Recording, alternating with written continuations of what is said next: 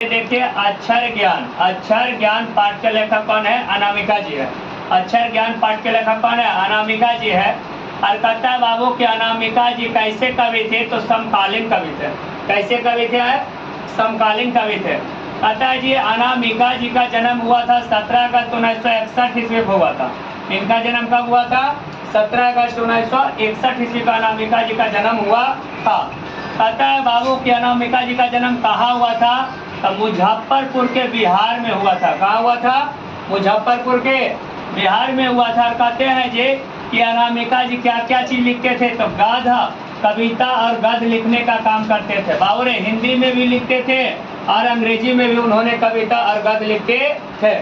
कहता है जी कि अनामिका जी का पिताजी का क्या नाम था? श्याम नंदन किशोर नाम था। क्या नाम था? श्याम नंदन किशोर नाम था। कहते कैसे कवि थे? ये गीतकार कवि थे। कैसे कवि थे?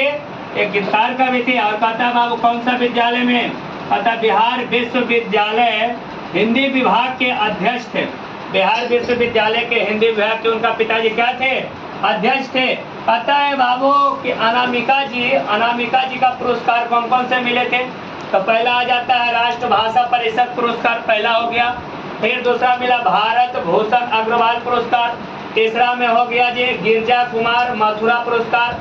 और बाबू ऋतुराज साहित्य पुरस्कार से उनको सम्मानित किया गया था।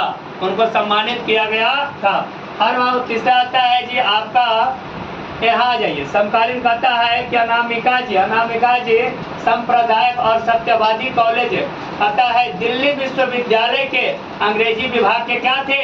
प्राध्यापिका थे।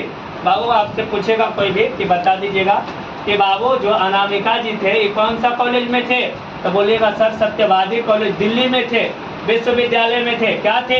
तो प्राध्यापिका थे। कौन विषय के? तो अंग्रेजी विषय के। कौन विषय के थे? अंग्रेजी विषय के। कहता है बाबू कि अनामिका जी के रचना का नाम क्या है? तो कहता है काव्य संकलन। फिर बाबू रे गलत पत्ते की चिट्ठी।